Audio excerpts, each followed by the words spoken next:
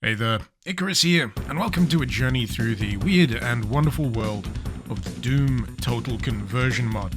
I had covered a bunch of these previously, about 2 years ago now. Jeez, has it been that long? And I thought it was about time I came back and gave you a fresh batch of some personal favorites. So without further ado, let's dive into it, shall we? First up, we've got something a little topically relevant, considering recently we were graced with the wonderful Rise of the Triad Ludicrous Edition Remaster. This, of course, is Return of the Triad, which does in fact come bundled with the aforementioned Ludicrous Edition, but first started life as a total conversion mod by a bunch of talented guys that would soon go on to form Indefatigable. You may know them as the developers behind Medieval, so we've got some fascinating connections right off the bat. But regardless, Return of the Triad itself is a wonderful recreation of all of the things that made Rise of the Triad so wonderful for me to play back in the day, and spruces it up with a few elements, bells and whistles if you will, courtesy of the GZ Doom engine, of which most of these total conversions will be running on. All of the usual suspects, however, are still here. The wonderful roster of missile-based weaponry, the fact that you can heat up porridge by blasting it with a rocket, those nefarious traps, and, of course, those signature power-ups. But yeah, if you're in the mood for even more Rise of the Triad after you feast on what's available in Ludicrous Edition, or perhaps you'd rather just try it as a standalone, which you still very much can, Return of the Triad is a beefy, satisfying total conversion that is clearly designed with love for the source material. If there's anything to be said about the adventures of Square, it's that you should not be fooled by its cheery, colourful exterior. Sure, its tale of a disgruntled Square taking on the might of the oppressive Circle forces led by the nefarious Dr. Octagon may sound like something straight out of a Saturday morning children's cartoon, but beneath is a fairly muscular and deceptively challenging first-person shooter. It's certainly something that slowly draws you in. The first 3 levels or so spent acclimatizing yourself to the level structure, the weapons, the enemy types, and then the brakes are released and it is full send for the rest of the way. There's a lot of things about the Adventures of Square that just stand out to me as really great features. For one, the level design here is absolutely immaculate throughout. These are extremely well designed and intricate levels, sending you on interesting tangents and loops before landing you back somewhere familiar. And then, alongside that, there is the shooting itself, which for a game where you're chiefly taking out your enemies with ammunition that is largely paint-based, it has a fair degree of punch behind it, even all the way down at the lowly starting pistol, which, satisfyingly, you can in fact dual-wield. The satisfaction is certainly enhanced somewhat by virtue of your enemies absolutely splattering all over the place when defeated, and the fact that most of this is usually followed up with a fantastic one-liner from our Square-based protagonist just shows you how much freaking personality is practically oozing out of this particular total conversion. But in terms of the sheer degree of content available here within the Adventures of Square so far, there is a lot to be enjoyed. 2 full-fledged episodes, and honestly, it is a tremendous amount of fun. If you feel like it might look a little too kiddie for you, I'd honestly say try putting that preconception away and just give it a try. It's got charm, it's got personality, it's got damn good shooting, and man, you go to the moon, and yes, it is made of cheese. Also, beware the cows. They are not what they seem. Speaking of total conversions with bucket loads of charm and personality, we have Shadow and Rise of the Woolball. This is a complementary pair of mods that follow the adventures of just these cute-as-a-button hedgehog protagonists as they thwart the plans of the nefarious Kitty Empire. The first entry in the series is a lot more Wolfenstein 3D inflected, but also throws in a few interesting twists in the form of hallways that will propel you with fans, rooms that can be depressurized and suck enemies out into the void of space, floor spikes, mines, and my personal favorite, the shutdown button that requires you to escape the level within 10 seconds or get blown up along with the rest of it. There's variety aplenty when it comes to the kitties themselves, all forms, shapes and sizes, from standard goons to berserkers to these strange ghostly spectral ones that vomit telekinetic hairballs at you. But truth be told, Shadow of the Woolball feels like mere preamble when you stack it up against its successor, Rise of the Woolball. Man, this is a comprehensive improvement in every department, be it presentation, level design, or the raw core gameplay itself. But as for where the differences are more keenly felt, I would certainly say it's in the level design. In fact, you could say that Rise of the Woolball may owe a third debt to Rise of the Triad. I mean, sure, it sounds obvious when you put the titles next to each other like that, but you'll note during the course of levels, floating balloons which can be bounced or climbed up to, allowing an extra bit of verticality with these much more intricate feeling levels. Familiar hazards return, but a few extra ones also make the grade. Gigantic spiked wool balls will roll around certain areas, providing danger for both yourself and the enemy should you lure them into its path. And you'll also find additional enemies in the mix taking advantage of the increased headroom during the course of these levels. A few more weapons make it into the mix too, an early favourite certainly being the exploding cucumber launcher because it fires explosive cucumbers, what's not to love?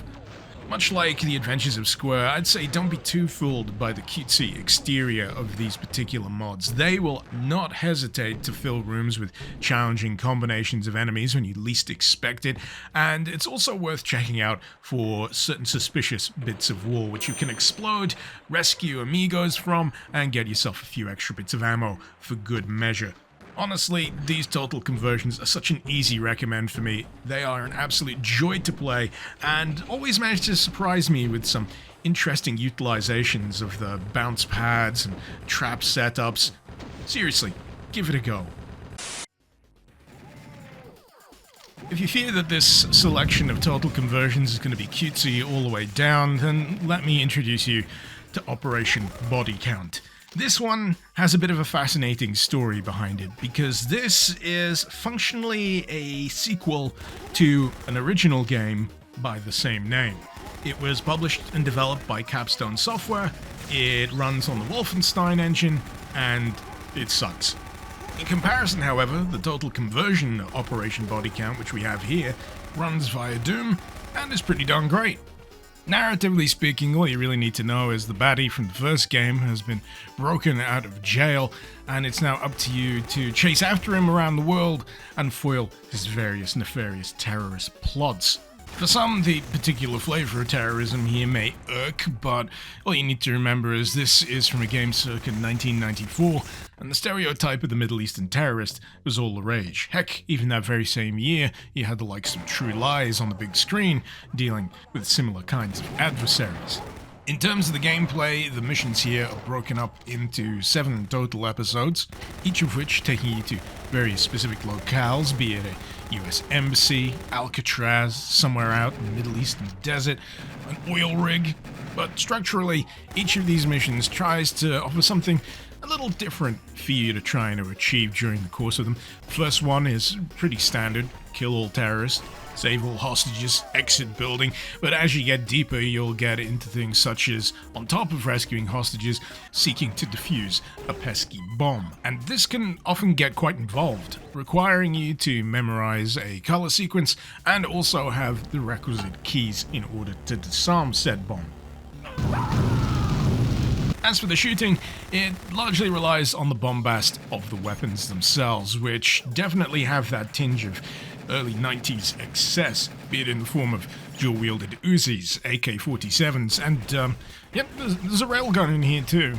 Enemies come in various interesting forms. The more stereotypical Middle Eastern terrorist goons are occasionally superseded by the likes of robots and electronic drones, and beefier mini-boss style enemies that certainly betray the Wolfenstein 3D roots.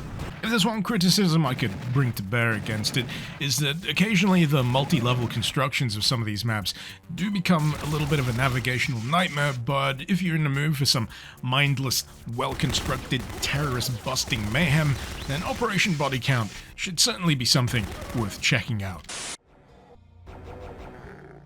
Rounding out this particular collection, we have Abysm 2 Infernal Contract. Now, you may be wondering why not include Abysm 1 in this entry. Well, I would, but when you play them back to back, Abysm 1 takes on the form of much more a prototype for what comes next. Abysm 2 feels like the idea truly coming to fruition, and in that regard, I should probably clue you into the whole setup in general. Abysm 2 Infernal Contract is an action-adventure style GZ Doom total conversion, taking inspiration from the likes of Diablo, Dark Souls, and Strife, putting you in the shoes of a roving mercenary as they travel to distant lands and sort out their various demon-related problems. In this case, the city of Hadria is under attack by the forces of hell, and wouldn't you know it, you're the only mercenary badass enough to do something about it. What really separates the likes of Abysm apart from everything else, however, is that the action isn't piecemeal. It isn't divvied up into disparate levels. Instead, everything is treated as a geographic whole. What this means is that as you acquire quests from talking to people in town, you won't instantly be teleported to the location. No, you'll instead have to go travel to it. And this increases in distance and duration as you continue throughout the course of Abysm. This doesn't get as laborious as it sounds, however, thanks to the wonderful inclusion of waypoint teleporters, which you can activate as you reach them during your travels. On top of that, you'll have a good reason to go and explore because there'll also be optional dungeons which can grant you various valuable trinkets. Rings, for example, can be equipped to grant you various buffs, whereas certain particular magical scrolls can only be discovered if you go digging for them. This all eventually filters back into the fact that you've got a fair bit of character building to do as well. You can choose from various classes, each of which granting you various stats or weaponry at outset, so you might want to be more magically inclined or weapon proficient. Either way, those are all choices you can make at the start, and naturally as you progress you'll acquire XP, level up, and then can spend points on those various stats to improve them. Mercifully, however, Abysm 2 doesn't see you getting too lost in the stats screen, instead focusing its attention on the various dungeons and towns you'll visit and taking out the demons residing within. Funnily enough, certain named demons will drop soul shards, which you can then cash back in at the hub town for various boons. But what of the questing itself? It is honestly a really expansive journey, one that will take you to a lot of really, really cool and interesting places. I genuinely don't want to spoil the places that it goes, but there's a little side section that recalls a specific character from Dark Souls that also sees you landing in a mansion that has an uncanny resemblance to something from Resident Evil.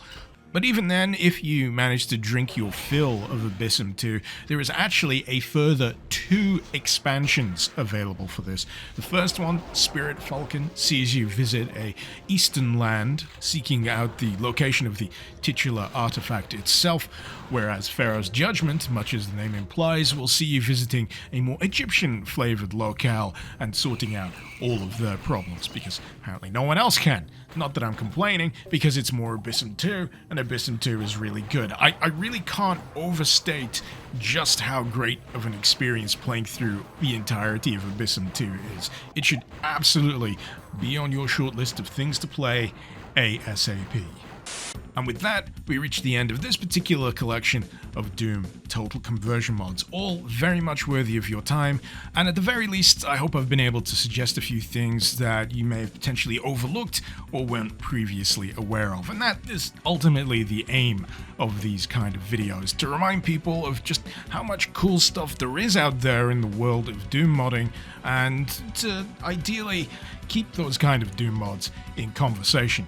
To that end, if you're interested in a deeper dive of any of the mods that I've covered here today, all you need to do is either click the relevant card on the section of the video, or search up the name of the mod followed by Doom Mod Madness. Either way, I hope you've enjoyed this video. Feel free to let me know what you thought in the comments below. Maybe you've got a particular favorite total conversion that you didn't see listed here or featured in my previous total conversion video, in which case, let us know all about it. The more, the merrier. In the meantime, if you fancy supporting the channel, the least you can do is click that like button, and if you really like what I do, there's always the option of becoming a patron. You can join this list of wonderful names scrolling up the screen here, and all from as little as $1. But until next time, this has been Mr. Icarus. Thank you very much for watching. Icarus out.